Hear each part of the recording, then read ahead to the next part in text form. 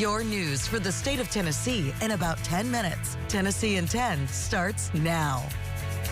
Good Tuesday morning. Thanks for joining us for Tennessee in 10. I'm Holly Thompson. Hey, we want to make sure you are prepared for possible strong storms today. So we are checking in right now with First Alert meteorologist Stefano DiPietro on this First Alert weather day. Stefano. And we still have the risk for strong thunderstorms across parts of the state as we head through the later stages of today, maybe even into early tonight. The farther east that we are, the less we have to worry about. So East Tennessee, not outlooked for severe weather. Low-end severe weather threat right now. Middle Tennessee, the highest severe weather threat here in the state is back into West Tennessee, including Memphis. Now, the storm threats for late this afternoon into the evening, no tornado risk, but hail, wind, and heavier rainfall are the main concerns. The strongest thunderstorms could have some small hail with them.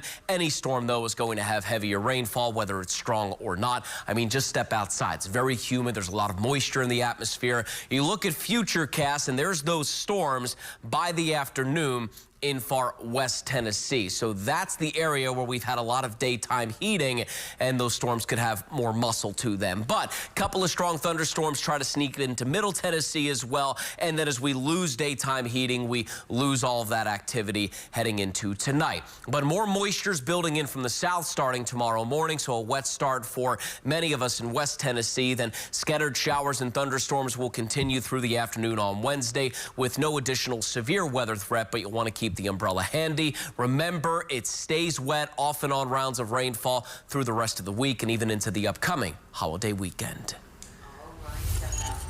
I'm Ariana Poindexter. Protesters are demanding Tennessee Governor Bill Lee stop a scheduled execution. Stop the execution! Stop the execution! Stay the execution! Stay the execution! Well, several people marched to the state capitol in Nashville yesterday, calling on the governor to halt the execution of death row inmate Tony Carruthers. Carruthers is set to die Thursday, nearly 30 years after a jury convicted him in a 1994 triple murder in which victims were buried in a Memphis graveyard. Advocates say no physical evidence tied him to the crime and that his trial was riddled with errors, including the denial of legal counsel. Too often families like this family have suffered because the system refuses to admit that it can make mistakes. That is why this moment matters. Today, we stand with Tony Carruthers and with his family. We stand with his sister Tanya. We stand with those who have firsthand knowledge of the horrors of wrongful conviction. The group delivered a petition to the Capitol carrying roughly 114,000 signatures urging Governor Lee to stay the execution. Tomorrow, a federal judge could decide to temporarily block Tennessee's new congressional map. Now, Democrats say a temporary restraining order will help avoid voter confusion so close to the primary. But the state argues that Tennessee's new map is the status quo and that pausing it would disrupt election preparations that are already underway. The federal court hearing is set for 2 o'clock. That's tomorrow afternoon. We will, of course, be watching, and we'll let you know what happens.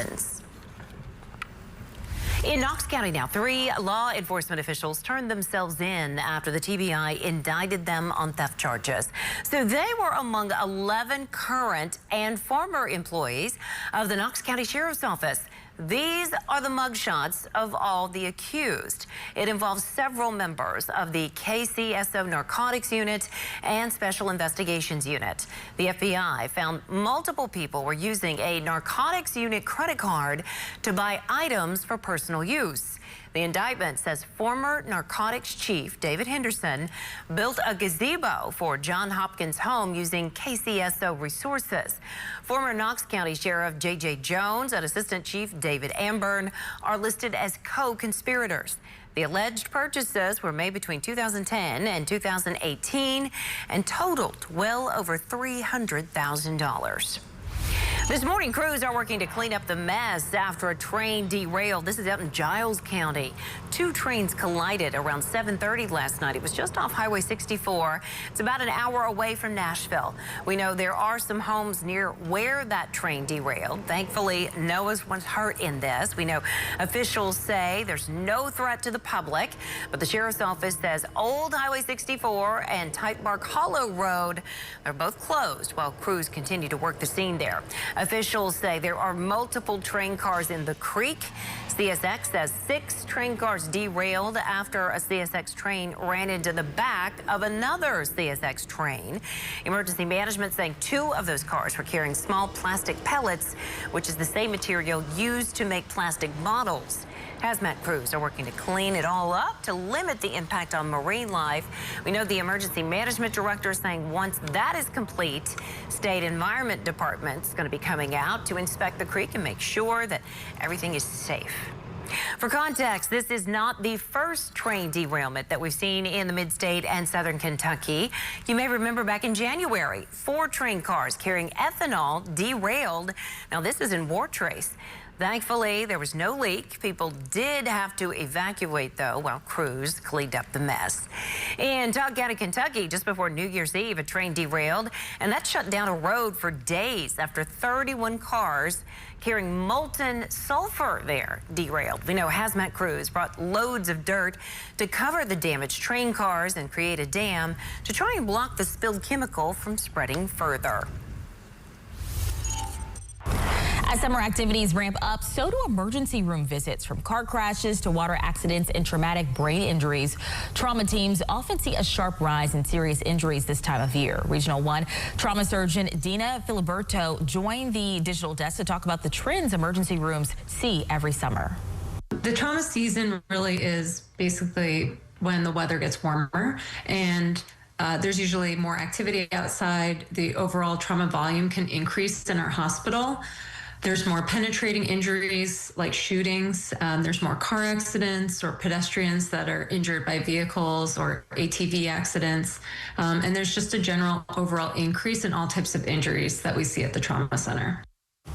She says overall, they see more patients at the trauma center during the summer than any other time of the year. And a day out on the water can turn into a tragedy in just seconds. May is National Water Safety Month, and the Knox County Regional Forensic Center is highlighting how important it is to prevent drownings this summer. East Tennessee officials say drownings, it's the #1, the leading cause of death at their hospital for children ages 1 to 4.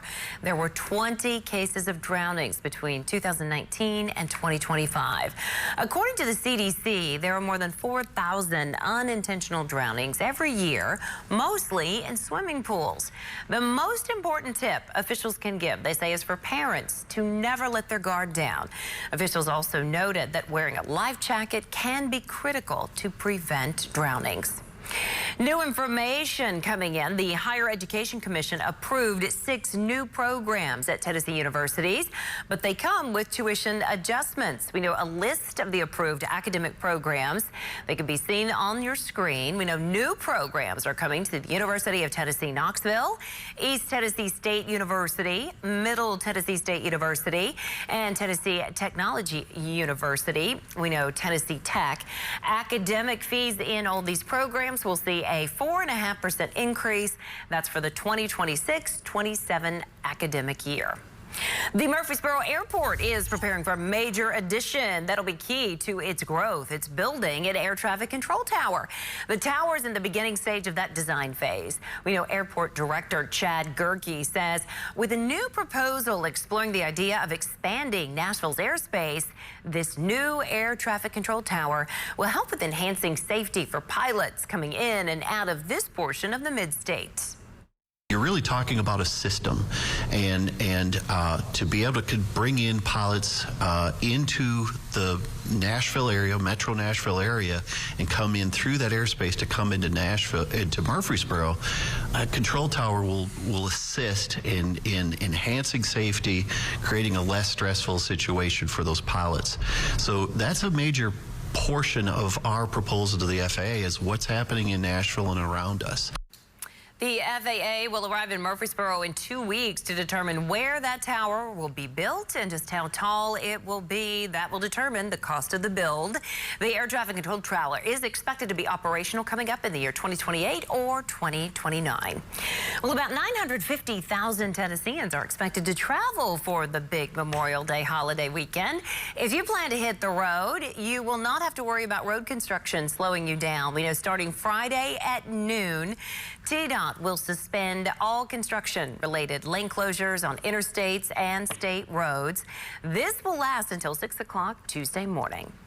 And today could be a very big day for the city. Yeah, according to many national outlets, NFL owners will vote to award Nashville the 2030 Super Bowl. The new Nissan Stadium is a big reason why.